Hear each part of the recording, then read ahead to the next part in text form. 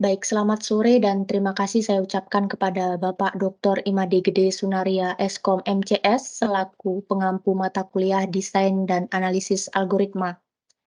Izinkan saya untuk mempresentasikan ujian akhir semester saya atas nama Niputudea Silviari, NIM 2329101035, kelas F Denpasar.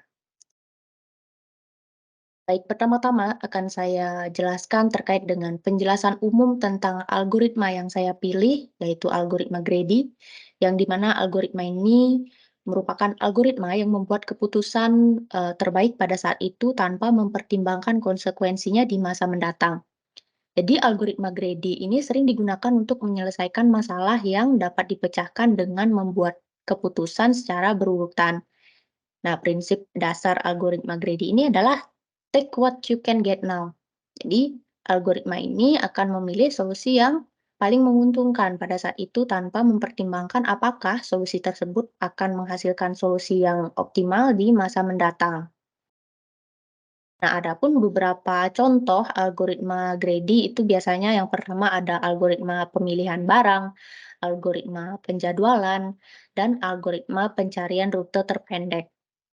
Nah, jadi permasalahan pada kali ini yang saya pilih itu terkait dengan penjadwalan tugas dengan mesin tunggal.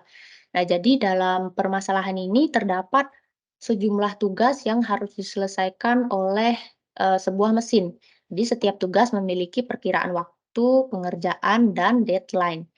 Jadi tujuan dari permasalahan ini itu untuk menentukan urutan pekerjaan tugas-tugas tersebut, jadi sehingga mendapatkan total waktu penyelesaian dari tugas-tugas tersebut secara minimal. Nah, algoritma Grady untuk penjadwalan tugas dengan mesin tunggal ini bekerja dengan 5 urutan sebagai berikut. Jadi yang pertama, itu mengurutkan tugas-tugas berdasarkan perkiraan waktu pengerjaan yang terkecil. Lalu dimulai dengan yang kedua dimulai dengan, tugas pertama dalam urutan tersebut. Lalu yang ketiga, itu menyelesaikan tugas yang diberikan. Lalu yang keempat itu jika ada tugas lain yang dapat diselesaikan tanpa melebihi deadline, maka, tambahan tugas tersebut akan ditambahkan ke dalam jadwal.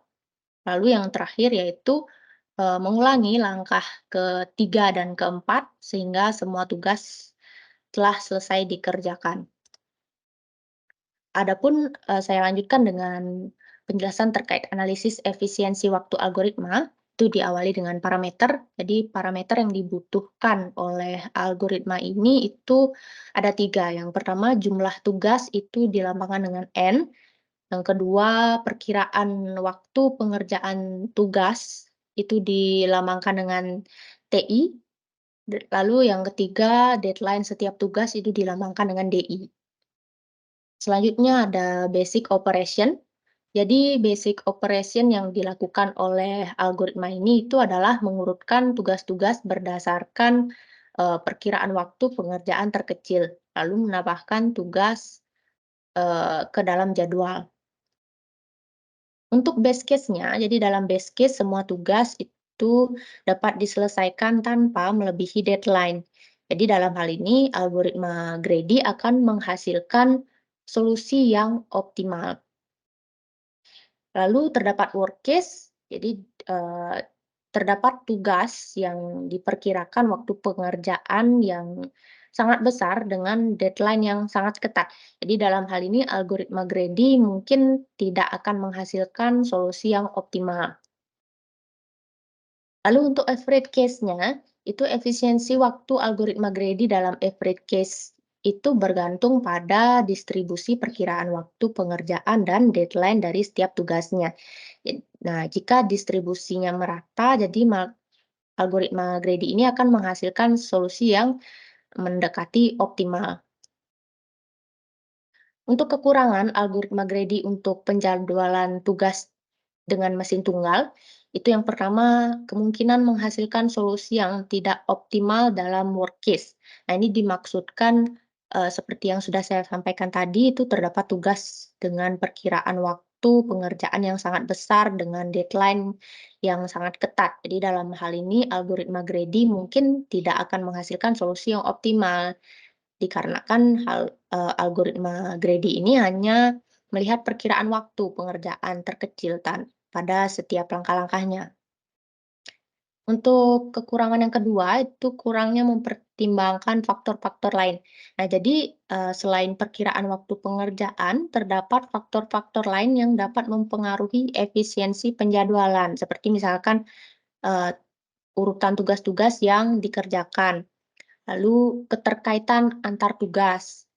Lalu ada biaya perpindahan antar tugas. Jadi algoritma greedy tidak mempertimbangkan faktor-faktor tersebut, sehingga solusi yang dihasilkan itu menjadi tidak optimal.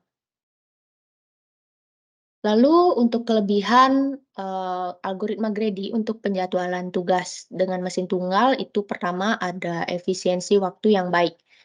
Jadi algoritma Grady ini memiliki efisiensi waktu yang baik dalam best case dan every case. Nah, hal ini dikarenakan algoritma Grady hanya melakukan beberapa langkah dasar. Itu biasanya yang pertama mengurutkan tugas-tugas berdasarkan perkiraan waktu pengerjaan terkecil, lalu menambahkan tugas ke dalam jadwal, seperti itu. Yang kedua itu mudah diimplementasikan. Jadi, algoritma Grady mudah diimplementasikan karena hanya beberapa langkah dasar.